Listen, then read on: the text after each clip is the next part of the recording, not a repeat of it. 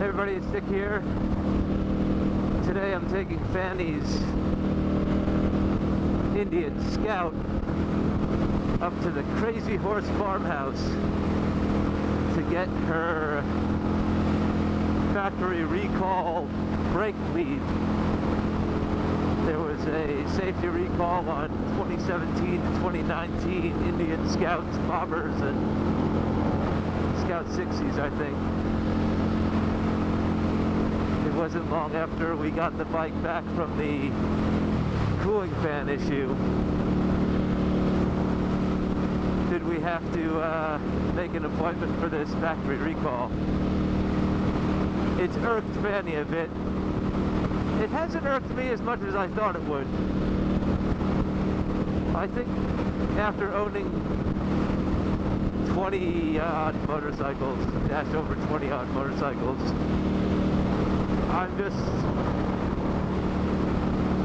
I'm less precious about things going wrong as I used to be.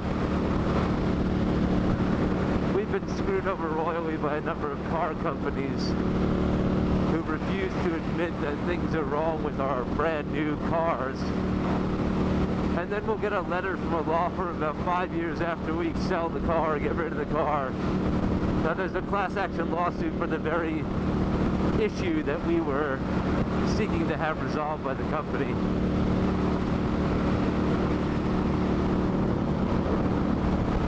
You feel a bit duped, and you feel a bit taken advantage of. But I've always had a sense of pragmatism when it came to mechanical things. Not so much these modern machines that have to be plugged into computers for diagnostics and shit, but things that are mechanical, purely mechanical, I expect to break and then just have an ability to fix it. With these more modern machines, anything you have to plug in for a diagnostic, it gets me a bit uneasy. One, because I've looked into the computer programs that let you do the diagnostics, and most of them are about £4,000 or £5,000 to buy, which definitely means you have to be in the industry and be making money off of the repair. But beyond that, there's no roadside fixing things that come down to like a mapping issue or a fueling issue or something that has to do with the EFI. You're kind of stuck until someone comes to rescue you. Which is why reliability now, I think, is more important than it was back in the day. Because when I started motorcycling, part of being a motorcyclist was being able to repair your motorcycle. Bikes came with a toolkit. Now they come with a warning not to do anything or you avoid your warranty.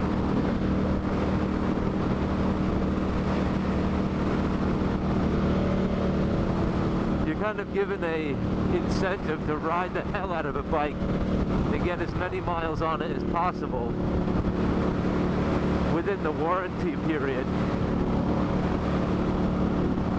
to see if there's anything wrong with it. But that means you're buying a brand new motorcycle and you're taking that depreciation hit by rolling it off the lot or out of the showroom. I have to say, even with the fan issue, the bike performed exactly the way it was designed to. Initially, when it was saying hot and it was reacting the way it was, I thought maybe the engine was seizing, but there's actually quite a clever failsafe on this motor, which comes down to the computers I was just complaining about, where it does an emergency misfire. It misfires every other or every third part of the firing order. One, to cool the engine down, but also to alert the rider that there's an issue.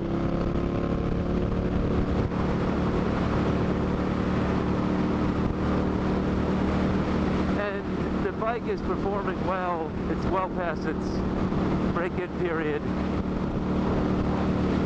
The oil didn't have anything unusual floating around in it when they changed out the break-in oil.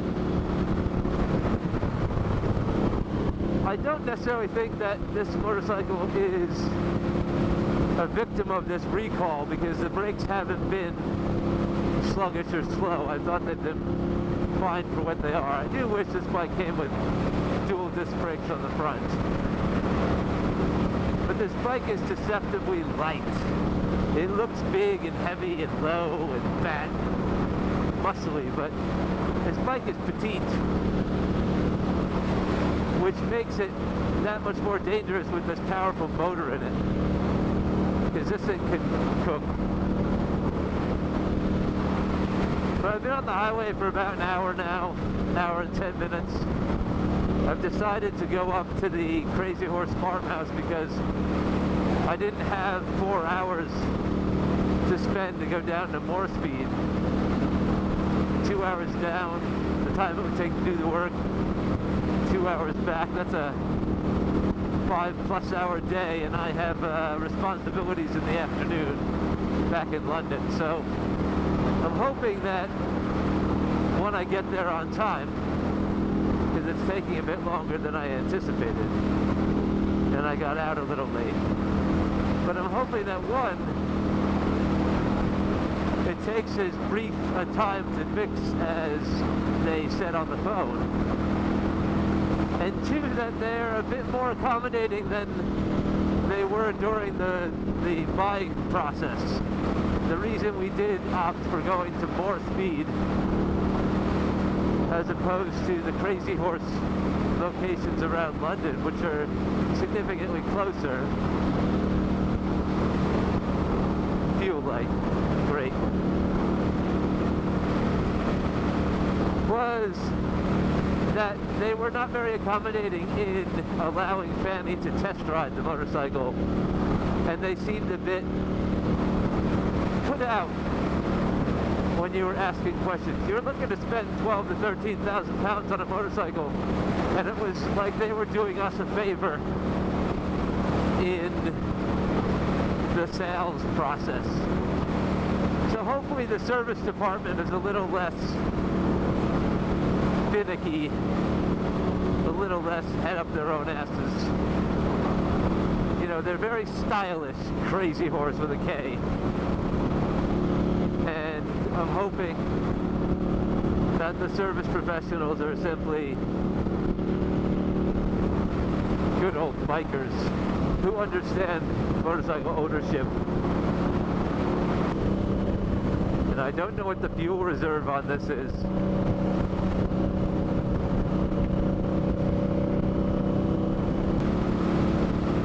I've had this bike on the highway a couple of times now for a couple hour rides, and above 4,500 RPM it gets very vibey in the throttle hand.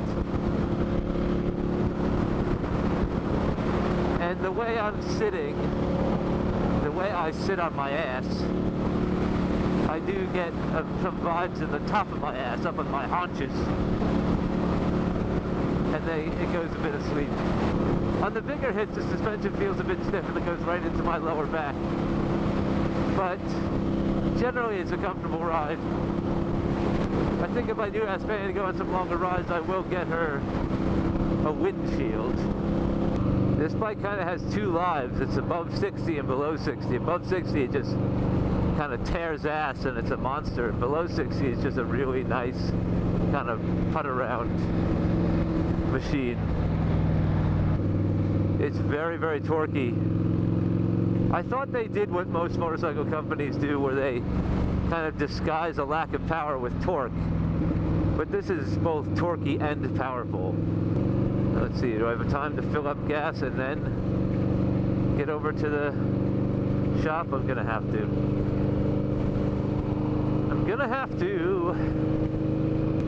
Every time I ride this though, I am very impressed with Fannie in choosing this bike because it is a lot more brutal than I gave it credit for or anticipated it to be. And Fannie has ridden this bike more expertly than any of the other bikes that she's tried or ridden in the past.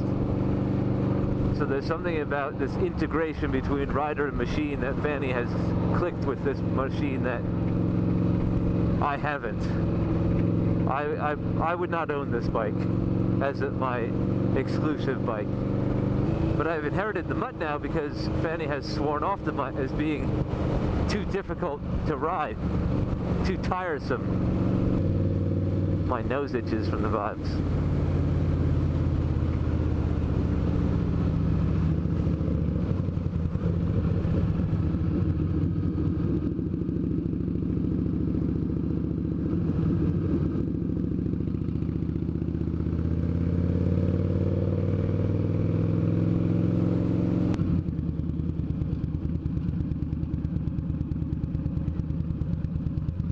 And I have noticed this is very easy to filter.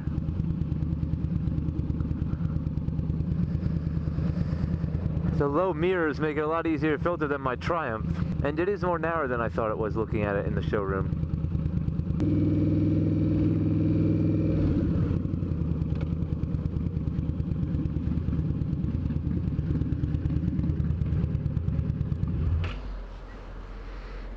Let's do this quick.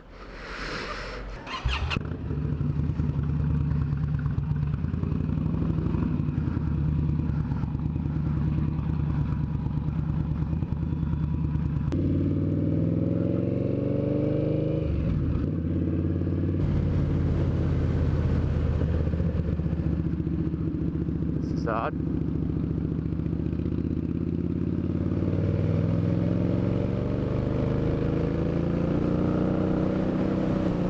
It's like a traffic suppression circle back there. There was no exits coming in or off. Fannie and I went out on some twisty little roads back in the chill turns over the weekend. And I was on the Enfield, which sings on those roads, and I was a bit worried that she would be a bit caught out on some of the blind turns and some of the switchbacks, but she did a really good job on this bike. And when I'm on B roads on this bike, I know why, because it's very, very nimble. The low center of gravity and the immediate power is very refreshing.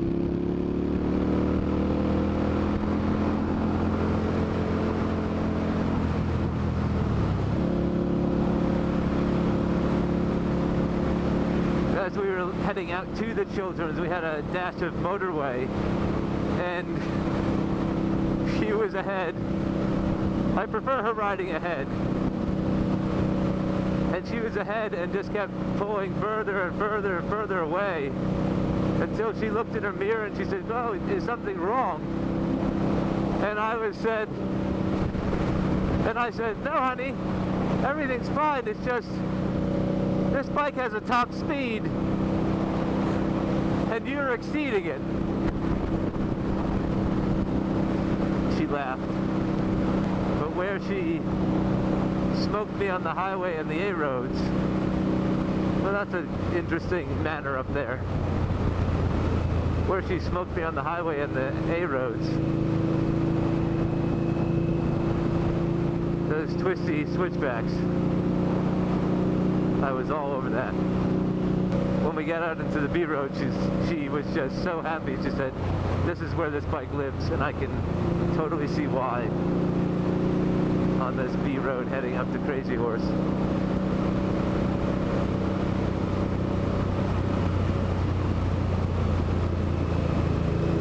Northamptonshire.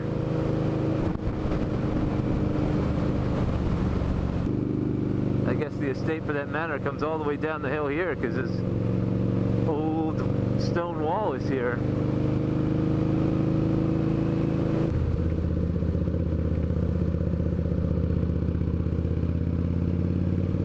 gatehouse back there. That was cool. I have a friend whose boyfriend, fiance, paramour, couldn't see the sign for what that was called, inherited one of these big manors. I guess the family had some sort of wealth or royal lineage in the old days. By the time the manor made it to him, the money was gone, and all that was left was this big stately home and this property. And the problem is, oh, there it is. Ooh, that was interesting. The problem is he can't afford the upkeep. Can't afford to live in it.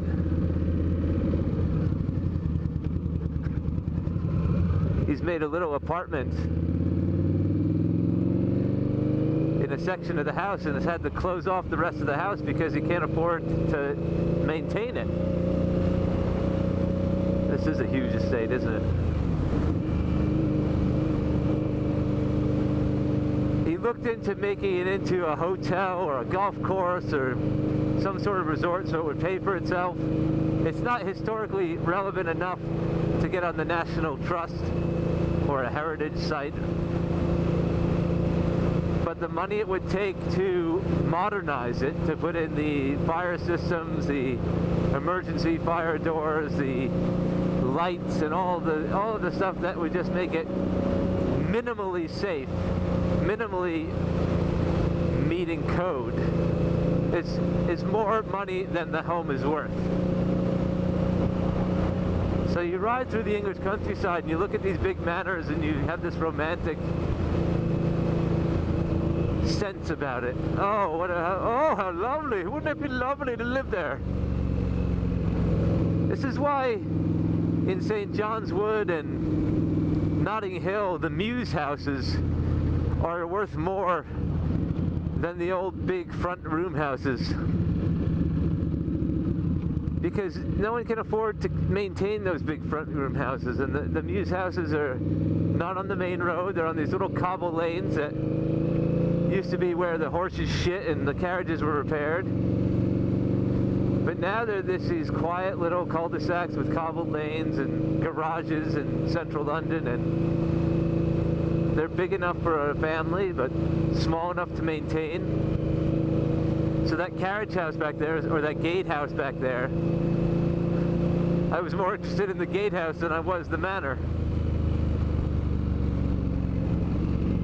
I have 8 minutes to be there, and I have no idea how far I am. Ooh, that's for sale. That was a 4-car barn conversion garage with an apartment up top and 4 Land Rovers down in the car bays, and then a little house off to that.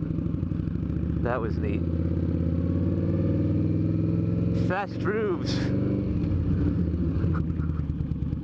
Apparently thatched roofs. Another thing, I have this romantic sense that I'd live in a cottage with a thatched roof, but apparently you can't insure it. You can't get homeowners insurance. And if you can't get homeowners insurance, you can't get mortgage insurance. If you can't get mortgage insurance, you can't get a mortgage, and then you can't buy a £1 million thatched roof cottage. That was a nice little village. This thing revs to 8,500 RPM, and I'm at 4,600 RPM, and above 40, it has torque to about 3,500 RPM, then it levels off, then you push it a little longer, and at 4,500 RPM, there's a whole other torque band.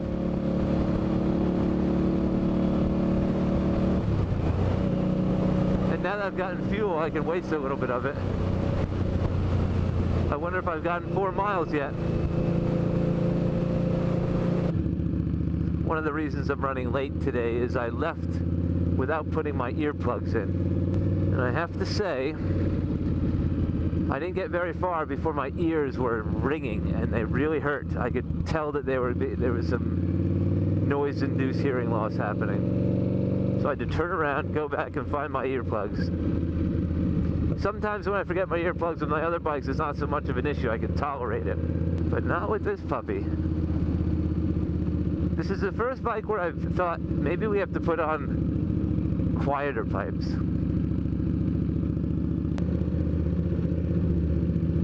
Another cool stone village.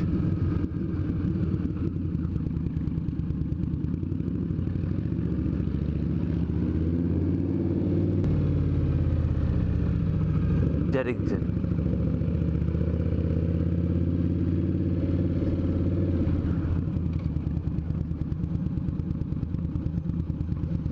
Look at that garage. Oh. Oh, there's a little parking area up front. That building next door looks vacant. Ooh.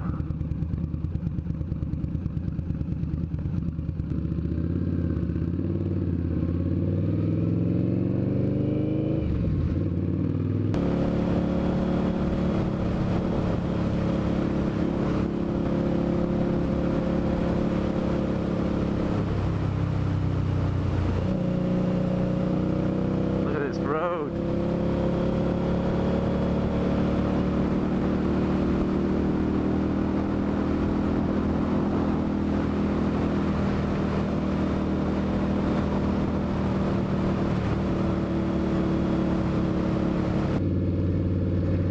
Where the fuck is this place? 1 minute. Gonna be late.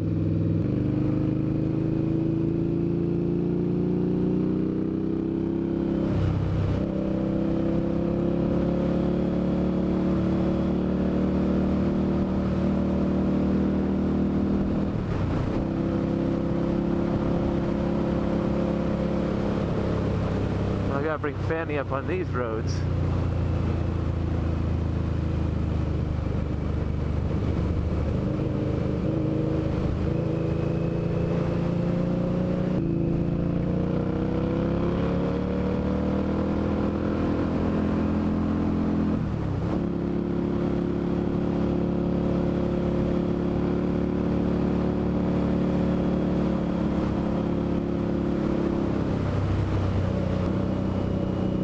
Why are these dealerships so far away?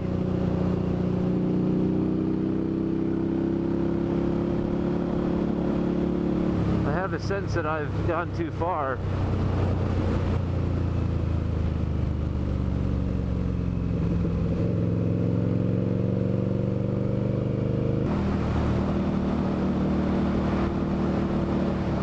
There's nothing out here.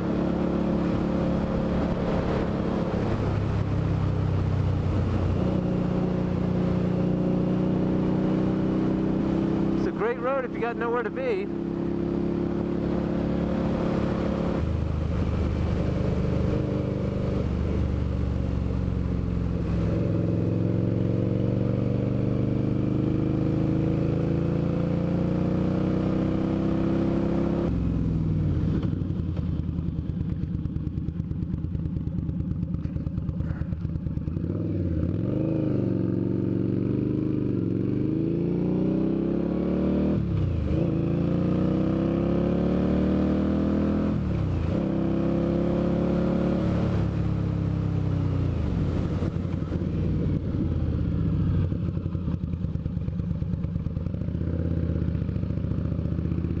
Alright, found it.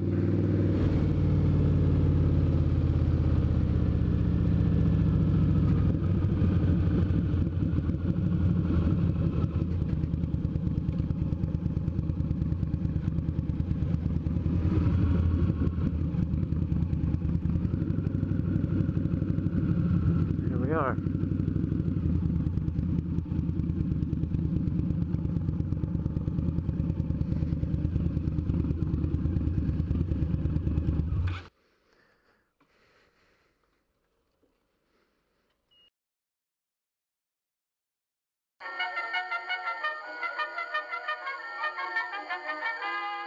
Hello. How you doing? I have a appointment for a warranty claim for 11 o'clock. Took a little longer to get here than I thought it would. Well, it's a lovely day. Lovely day. And you got lovely roads around here. It's my first time up here. Doesn't matter which way you go. Really? Hang on.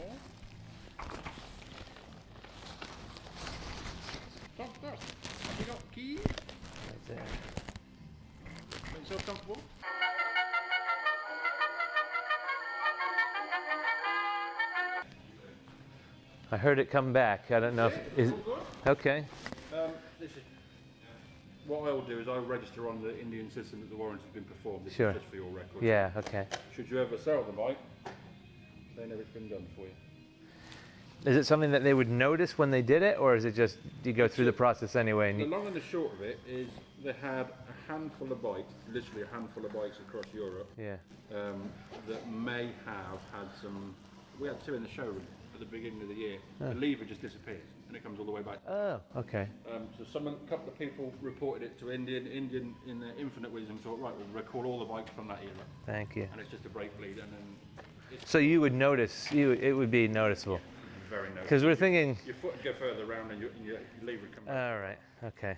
But, All sorted. chances are there's nothing wrong with your bike, but Yeah. as a matter of course, Yeah. Good to check. it's all good. Cool. Enjoy a lovely ride home. Yeah. Yeah. I'm gonna take the long way now. I don't have to rush up the highway. No one ever rushes towards London. I like that. That's a good line. Pleasure to meet you too. I showed up 10 minutes late for my appointment at 10 after 11. It is now 11:35 and I'm out the door. Pleasant folks here at Krazy Horse.